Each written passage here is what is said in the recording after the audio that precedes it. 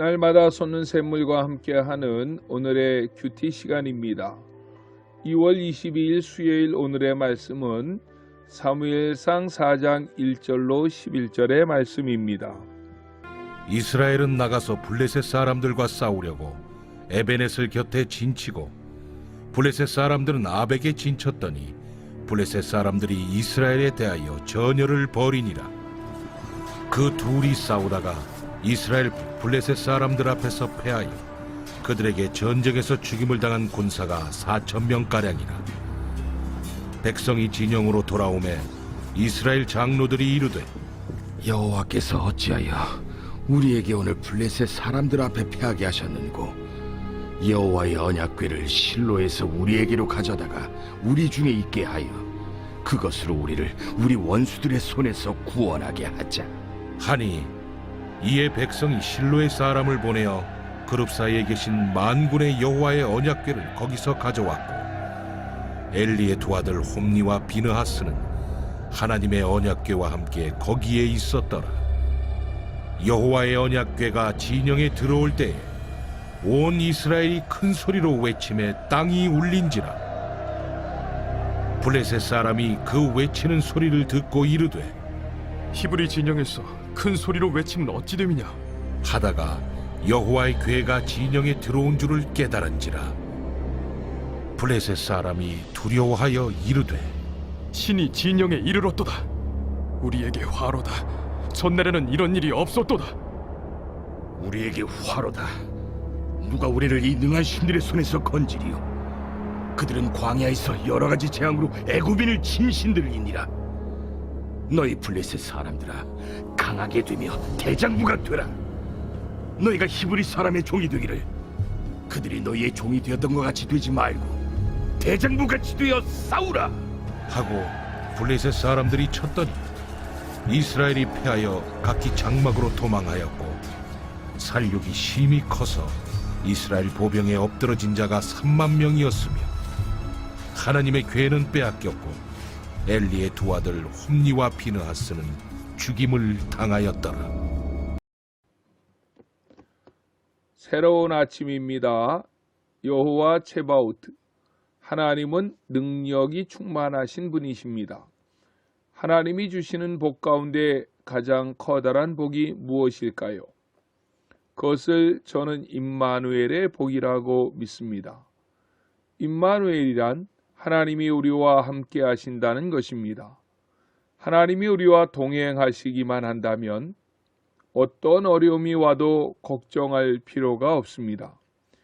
하나님이 동행하는 자에게 나타나는 현상이 있습니다. 그것은 신앙적으로 성장하고 성숙한다는 것입니다. 신앙이 날마다 성숙하고 자라는 사람은 그 사람이 하나님과 동행하는 삶을 살기 때문입니다. 사무엘상 2장 26절에 보면 아이 사무엘이 점점 자라매 여호와와 사람들에게 은총을 더욱 받더라 라고 했습니다. 사무엘은 그 영육이 날마다 성장하고 자라났습니다. 그래서 하나님과 사람들에게 은총을 더욱 받는 사람이 되었습니다. 그가 날마다 성장하고 성숙하여 자랄 수 있었던 비결은 사무엘상 3장 19절에서 말씀하는 것과 같이 사무엘이 자라매 여호와께서 그와 함께 계셔서 라고 말씀하시므로 하나님과 사무엘은 동행하는 삶을 살았기 때문입니다. 여호와께서 그와 함께 하시므로 그 삶과 신앙이 성숙하고 성장했다는 것입니다. 삶이 성장하고 성숙한 사람의 특징이 여러 가지가 있겠지만 대표적인 것을 꼽으라면 그 말이 하나도 땅에 떨어지지 않는다는 것입니다. 특별히 사무엘은 하나님의 선지자였습니다. 그 직무는 하나님의 말씀을 받아서 백성들에게 전하는 것입니다. 그런데 그의 말이 하나도 땅에 떨어지지 않았다고 성경은 말씀하고 있습니다. 이 말은 그의 사역과 삶이 날마다 성공적으로 이어져 갔다는 것을 의미합니다. 이처럼 사무엘은 영적으로 육체적으로 날마다 성숙하고 자라나고 있었지만 엘리와 그의 가정, 이스라엘은 영적으로 더 어두워져만 갔습니다. 본문 2절 말씀을 보십시오. 이스라엘을 대하여 항오를 벌이니라. 그들이 싸우다가 이스라엘의 블레셋 사람 앞에서 패하여 그들에게 전쟁에서 죽임을 당한 군사가 4,000명가량이라. 아멘. 블레셋과의 전쟁이 일어났는데 이 전쟁에 나가 싸운 이스라엘 군대 가운데 무려 4,000명가량이 죽고 패하였습니다. 블레셋은 역사적으로 볼 때 이스라엘을 가장 괴롭힌 나라입니다. 블레셋과 이스라엘은 수없이 많은 전쟁을 했습니다. 그 중에서도 본문에 나오는 엘리 제사장 시대에 블레셋과의 전쟁에서 가장 치욕적인 패배를 합니다. 이 전쟁에서 이스라엘은 패하여 4,000명의 군인이 죽었을 뿐만 아니라 엘리의 두 아들이 죽었습니다. 그뿐 아니라 법궤를 빼앗기는 치욕을 당합니다. 이런 이스라엘의 치욕을 사무엘상 7장에서 사무엘이 등장해서 전쟁에서 대승을 함으로 톡톡히 갚아줍니다.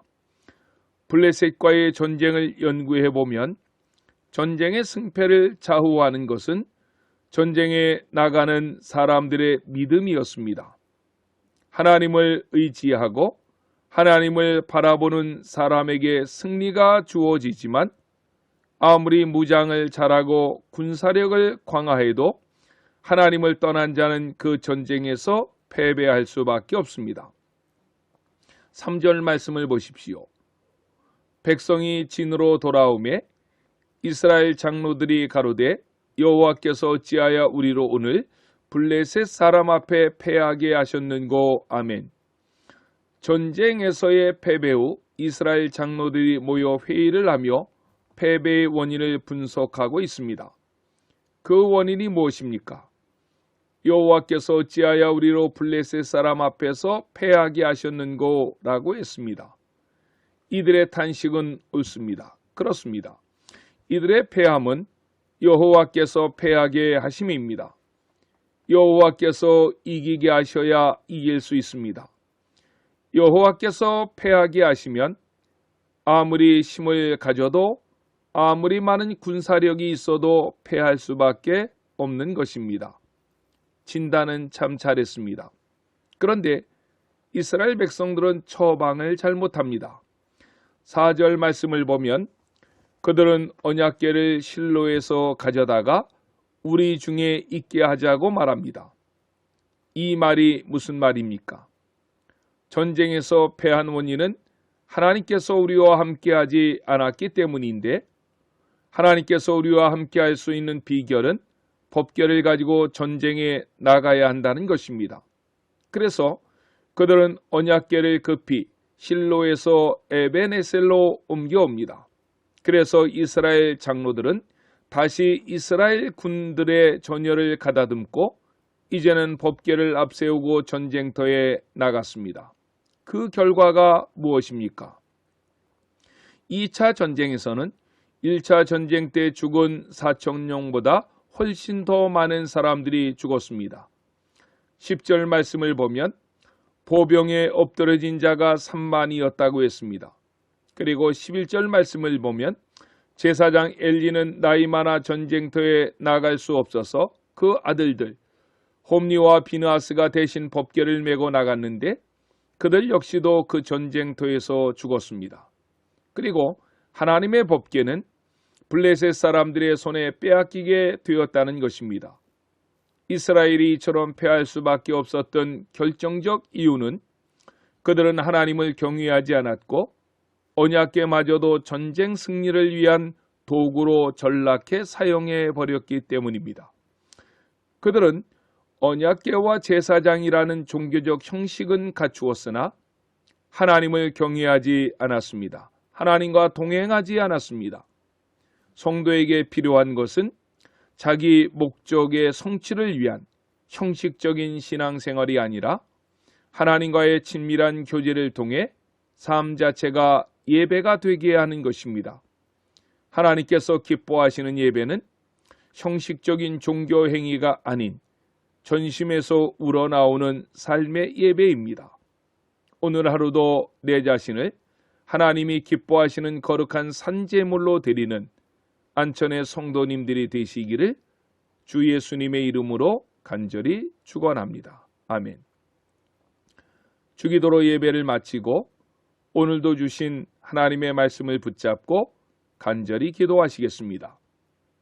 하늘에 계신 우리 아버지, 아버지의 이름을 거룩하게 하시며 아버지의 나라가 오게 하시며 아버지의 뜻이 하늘에서와 같이 땅에서도 이루어지게 하소서.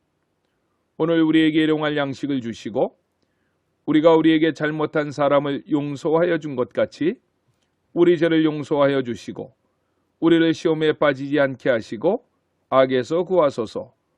나라와 권능과 영광이 영원히 아버지의 것입니다. 아멘.